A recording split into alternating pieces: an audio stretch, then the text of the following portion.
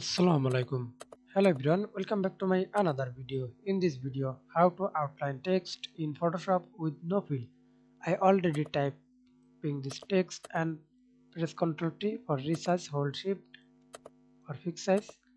Then click FX, blending options, and now we can see this fill opacity 0 and click stroke and edit stroke color.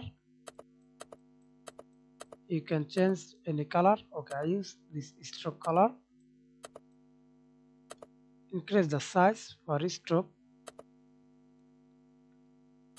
Click OK, double click, hold Alt, right arrow key for white.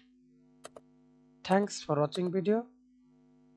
Please like, comment, share and subscribe to my channel.